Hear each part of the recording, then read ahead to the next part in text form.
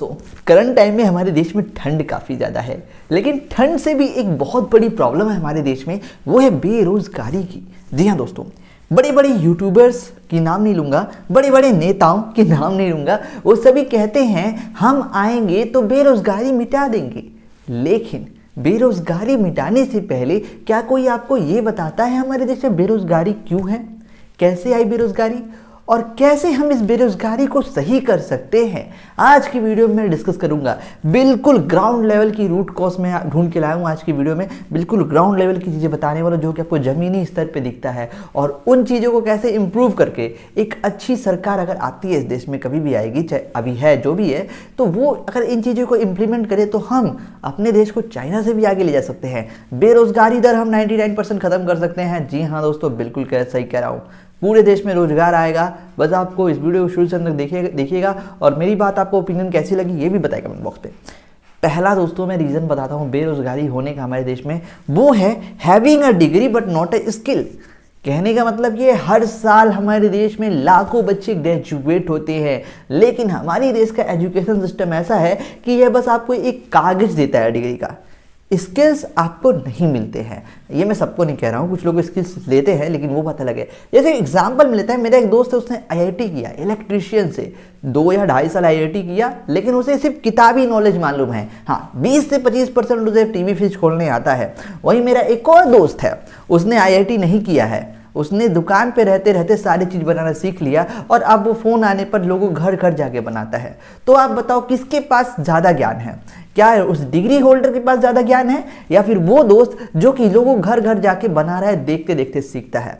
जी हाँ दोस्तों, हमारे देश की सिस्टम ऐसा है ना कि डिग्री ही सब कुछ है, स्किल्स कुछ नहीं है। इस बात को लेके बहुत सारे विदेशी लोग भी कह चुके हैं ये बात कि भारत के पास ज्ञान है, डिग्री बहुत है, लेकिन हमारे में स्किल्स की बहुत ज़्यादा कमी है। और ये एक मेजर रीज़न है जहाँ पर चाइना हमसे आगे निकल रहा है। चाइना में आप देखोगे तो उनके पास स्किल्स है, उनके पास ऐसे वर्कर्स हैं जो कि जिनके पास स्किल होता है, जिसके कारण सारी कंपनीज चाइना को ज़्यादा प्रेफरेंस देती है इंडिया में आने से पहले। जी हाँ दोस्तों, अभी करंट टाइम में सिचुएशन चेंज हो रहा है, हो सकता है वायरस के नाते कई कंपनीज चाइना से खफा हों, लेकिन अभी भी दुनिया की बहुत बड़ी बड़ी कंपनियों की पहली प्रेफरेंस बनती है चाइना। क्यों?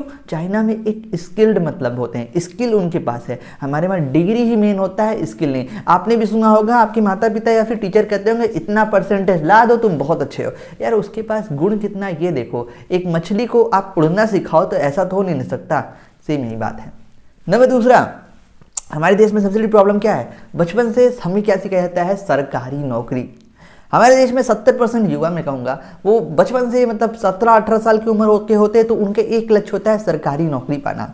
बस मुझे इतनी सी बात बताना, अगर हमारे देश में 70 करोड़ भी युवा है ना, हमारा देश युवाओं का देश है। कहा जाता है कि 70% हमारे देश में युवा है। अगर मैं सिर्फ 50% की भी रेशियो से देखूँ तो हमारे पास 70 करोड़ युवा हैं। सरकारी नौकरी हमारे देश में कितनी होगी? 1 करोड़ 2 करोड़, बहुत बड़ा आंकड़ा है। 1-2 करोड़ से अधिक हो ही नहीं सकती हमारे देश में सरकारी नौकरी। अगर मान लो सरकार इन 2 करोड़ पदों को भर देती है, मैं बता रहा हूँ 2 करोड़ सरकारी नौकरी है ही नहीं इस देश में, ये बता रहा हूँ, बस एक एग्जांपल ले रहा हूँ। सपोज करो 2 करोड़ पद को भर देती है तो भी 68 करोड़ ऐसे युवा हैं जिनको रोजगार मिलेगा ही नहीं। तो क्या 2 करोड़ लोगों को रोजगार मिल जाने से हम देश की अनएम्प्लॉयमेंट की प्रॉब्लम को सॉल्व कर सकते हैं? 68 करोड़ अभी भी सड़क पर है, वो धरना करते रहेंगे कि हमें रोजगार चाहिए। हालांकि मैं मानता हूँ सरकारी नौकरी सबको चाहिए, क्योंकि सबको मालूम है एक बार सरकारी नौकरी लग गई तो हम स्टेबल हो जाएंगे। बहुत अच्छी बात है, कोई गलत सोच नहीं होती है, लेकिन ये भी बात समझनी होगी कि हर किसी को सरकारी नौकरी दे पाना असंभव है। हालांकि जिसकी लग जाती है, मैं दुआ करूंगा, अगर आप वीडियो देख रहे हो ना, मैं कहूंगा आपकी सरकारी नौकरी लग जाए। मैं भगवान से भी दुआ करता हूँ ये आपकी सरकारी नौकरी लगे। लेकिन अगर आपकी सरकारी नौकरी लग गई तो 399 लोग जो आपके साथ कॉम्पिटिट कर रहे हैं उनकी नौकरी नहीं लगेगी। सोचो, वो 399 बेरोजगार बैठेंगे। तो डेट्स अ प्रॉब्लम कि भारत में ऐसी चीज़ों को हमें ख़त्म करना होगा कि मतलब हर कोई सरकारी नौकरी के पीछे भाग रहा है। आज के डेट में एंटरप्रेन्योरशिप खत्म हो रही है हमारे देश से। आज के डेट में दोस्तों कोई भी ऐसा बंदा नहीं है कि मतलब जो एंटरप्रेन्योरशिप की तरफ ज़्यादा अट्रैक्टिव रहा है। 18 साल के बाद लड़के का इतना फाइनेंशियल हालत ख़राब होती है मिडिल क्लास के लोगों की कि हमें सरकारी नौकरी के अलावा और कुछ नहीं दिखता है। नंबर तीसरा ये है दोस्तों, हमारे देश में स्टार्टअप्स नहीं है, और दूसरी बात ये है कि हमारे देश में फॉरेन इन्वेस्टमेंट ज़्यादा नहीं आती है। इसके पीछे मैंने आपको पहले रीज़न बता दिया, हमारे पास उतने स्किल्ड लोग नहीं हैं। और दूसरी बात ये है कि हमारे देश की जो सरकार है वो इस समय स्टेबिलिटी नहीं ला पा रही है देश में। एक के बाद एक प्रोटेस्ट हो जाता है, कोई कंपनी आने की सोचती है तो भैया इधर से प्रोटेस्ट हो रहा है, उधर प्रोटेस्ट हो रहा है। कोई भी कंपनी, मैं कहता हूँ कोई भी कंपनी किसी भी देश में इन्वेस्ट करने से पहले उस देश का सोशल इन्वायरमेंट को देखती है। कहने का मतलब है उस देश से प्रोटेस्ट नहीं होना चाहिए, उनका माल सही समय पर पहुंच जाए, रोड नहीं जाम होने चाहिए। ये सारी प्रॉब्लम्स की वजह से वो कंपनीज भारत में नहीं आती हैं। और यार प्राइवेट नौकरी बेकार नहीं होता मेरे ख्याल से। 15 से 20 हज़ार अगर किसी का घर चल रहा है, किसी के घर खाने के नहीं है, उसको मैं 15 हज़ार की प्राइवेट जॉब दे दूंगा तो यार वो भी खुश, कंपनी भी खुश। तो कैसे हम इन चीज़ों को ठीक कर सकते हैं, आइए समझते हैं। दोस्तों सबसे पहला चीज़, अगर हमें ये चीज़ें ठीक करनी है तो उससे पहले हमारे देश में ये डिग्री वाली प्रथा खत्म करनी होगी। हाँ डिग्री लो अच्छी बात है, लेकिन हमें एक स्किल्ड वर्क फोर्स बनानी होगी। कहने का मतलब ये है हाँ आपको किताबी नॉलेज है बहुत अच्छी बात है, लेकिन स्किल, सरकार को स्किल इंडिया जैसे सरकार ने इसकी पहले ही मोदी सरकार ने लॉन्च की, लेकिन वो ज़्यादा कोई सक्सेस नहीं साबित हुए। लेकिन इसे एक बहुत ही ज़्यादा मैसिव लेवल पे सरकार को एक प्रोग्राम लाना चाहिए जिसके जरिए स्किल किया जाए हमारे देश को, यूथ को, और स्किल को एक नेक्स्ट लेवल पे ले जाया जाए। लोगों के मन से ये निकालना होगा कि यार सबको सरकारी नौकरी चाहिए। आप भी जानते हो, मैं भी जानता हूँ कि यार सबको सरकारी नौकरी नहीं मिल सकती है। इस बात को आज भी आप समझ लें तो एक बैकअप प्लान में आप कोई स्किल सीख लीजिए, प्लम्बिंग का काम सीख लीजिए, मोबाइल बनाना सीख लीजिए, कंप्यूटर बनाना सीख लीजिए, सॉफ्टवेयर बनाना सीख लीजिए, जो आपको सही लगे। एक और प्रॉब्लम आती है, आप कहोगे यार मैं सीख तो लूंगा, लेकिन हमारे देश में क्या है कि अगर कोई मिडिल क्लास का बच्चा कुछ सीखने जाता है तो उसकी फीस बहुत ज़्यादा होती है। ये सबसे बड़ा प्रॉब्लम है ना आपके लिए कि यार पैसे नहीं है सीखने के लिए। तो इसके लिए मैं सरकार को कहना चाहूँगा, सरकार को जैसे प्रोग्राम्स को चलाए जिसके लिए काफ़ी सस्ते कीमत पे बच्चों को कुछ सिखाया जा सके। ग्राफिक डिज़ाइन से लेके मोटर व्हीकल बनाना, कार्स बनाना, सारी चीज़ों को स्किल्ड हमें फोर्स बनानी होगी। दूसरा जो हम जिससे कह सकते हैं, दूसरी चीज़ सरकार को ये काम करना होगा कि पूरे देश में एक ज़बरदस्त रोड की लाइनअप बनानी होगी। दोस्तों देखिए, जब देश का विकास होता है तो उसमें रोड सबसे बड़ा मुख्य अदा करता है। हम क्या करते हैं, पूरे शहर को जोड़ देते हैं सड़कों से, और एक बेहतरीन बिजली व्यवस्था लगाते हैं, और साथ ही साथ सोशल इन्वायरमेंटल कंडीशन को हमें स्टेबलाइज करना होगा। अभी हाल में क्या देखने को मिलता है, कहीं स्टूडेंट प्रोटेस्ट कर रहे होते हैं तो कहीं किसान प्रोटेस्ट कर रहे होते हैं। हालांकि उन लोग का मुद्दा है, वो लोग अपने बात मनवाना चाहते हैं सरकार से, वो लोग अपनी जगह सही हैं, लेकिन हमें उनकी बातों को सुनना चाहिए और उनकी जो भी प्रॉब्लम है सरकार को जल्द से जल्द सॉल्व करके उनको स्टेबल करना चाहिए।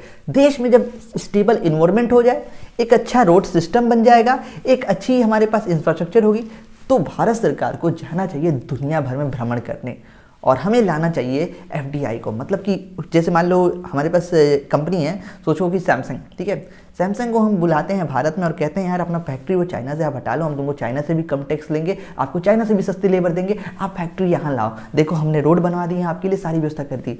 वो फैक्ट्रीज को हमें अपने देश में अट्रैक्ट करना है। एग्जाम्पल में लिया है सैमसंग, मुझे मालूम है सैमसंग भारत में आ चुका है, लेकिन मैं एग्जाम्पल में बहुत सी दुनिया में कंपनीज है जिसे हमें भारत की तरफ अट्रैक्ट करना है।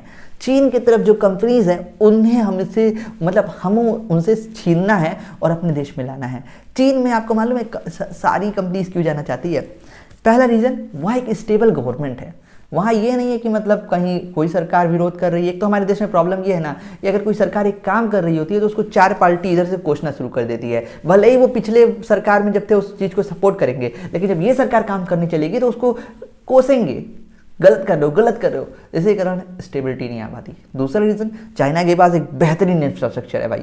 ये बात यार एक्सेप्ट करना चाहिए यार। देखो जो चीज़ आपके पास नहीं है वो दूसरों से देख के आप सीखो और उसे बनाओ। ये नहीं कि आप यार वो उसके पास है तो वो झूठ है, गलत है, खराब है। नहीं, उसके पास है, चाइना के पास इंफ्रास्ट्रक्चर है, तो हमें क्या सीखने को मिलता है कि हमें भी उनकी तरफ बनाना चाहिए और उनसे बेहतर बनाना चाहिए। जो चाइना क्या है, चीनी माल ज़्यादा चलता नहीं है, याद रखना। तो यहाँ पे कंपनीज को ये दिखाना होगा भारतीयों का दम, हमें स्किल इंडिया को बढ़ावा देना होगा, एक सच्चा स्किल लेबर फोर्स बनाना होगा, तेजी से रोड्स बनाने होंगे, ट्रांसपोर्टेशन सिस्टम सही करने होंगे। और जितने भी ये आज के डेट में दोस्तों प्रोटेस्ट चल रहे हैं, इन प्रोटेस्ट को सरकार को भी सुनना चाहिए भाई। जो उनकी प्रॉब्लम है सरकार है, प्लीज़ सुन लीजिए आप उनकी बात यार, जो कह रहे हैं कर लीजिए, कुछ मतलब स्टेबल कर दीजिए पूरे देश के इन्वायरमेंट को। और ये जो आजकल ये नहीं होता है हिंदू मुस्लिम यार धर्म के नाम पे, यार धर्म को छोड़ो, देश को देखो, देश आगे बढ़ाते हैं ना यार। अगर देश आगे बढ़ेगा तो एक हिंदू भी आगे बढ़ेगा, मुस्लिम भी आगे बढ़ेगा, सिख ईसाई सब कोई आगे बढ़ेगा मेरे दोस्त। ऐसी बात नहीं है कि हिंदू आगे बढ़ रहा है मुस्लिम नहीं, हम भारतीय हैं, हम भारतीयों को आगे बढ़ना होगा। दोस्तों ये थी मेन प्रॉब्लम्स अनएम्प्लॉयमेंट को लेकर। आशा करूंगा आपको ये वीडियो अच्छी लगी हो। कोई भी यूट्यूबर चिल्लाता है अनएम्प्लॉयमेंट है, लोगों को रोजगार दो, भाई मैं कहता हूँ यार चलो कितनी वैकेंसी निकालोगे, लेकिन हर किसी को सरकारी नौकरी दे पाना असंभव है। तो अगर हमें अपने देश को अनएम्प्लॉयमेंट के दलदल से निकाल के एक विकसित देश की राह पर ले जाना है, विकसित देश, हाँ, तो हमें ये स्टेप उठाना होगा। दोस्तों ये जो मैं स्टेप बता रहा हूँ ये मैंने चाइना की स्ट्रेटजी को देख के कॉपी किया है। सच बोलूँगा, चाइना ने जैसे जैसे किया मैंने आपको वही आइडिया बताया है। बस यार देखोगे, आप कहोगे चाइना कॉपी करो, दोस्तों देखिए चाइना दुनिया का कॉपी करता है, हम चाइना का कॉपी करके उनसे बेहतर चीज़ बनाएंगे। चाइना ने क्या किया, सैमसंग की मोबाइल आया करती थी, बहुत अच्छी अच्छी कंपनीज थी, LG की मोबाइल, चाइना ने उनका कॉपी किया और उनसे बेहतर मोबाइल बना के दिखा दिया। समझ रहे हो, हमें उनको देखना है पर उनसे बेहतर बनना है, उनके तरह नहीं बनना है, उनके तरह नहीं। उनके पास क्या है, तो उनके पास देखो प्रॉब्लम क्या है, उनके पास उनके विदेश की कुछ कमियां हैं जिसको भारत सरकार इस्तेमाल कर सकती है वहाँ डिस्टेबलाइज करने के लिए। उइगर मुस्लिम का मैटर है, तिब्बत का मैटर है। अगर भारत सरकार एक अच्छी सरकार है, हम नहीं चाहते दुनिया में झगड़ा हो, लेकिन अगर भारत सरकार चाह ले कि वहाँ हम डिस्टेबलाइजेशन लाना चाहते हैं तो वहाँ खुद ब खुद गृह युद्ध के हालात बन जाते हैं।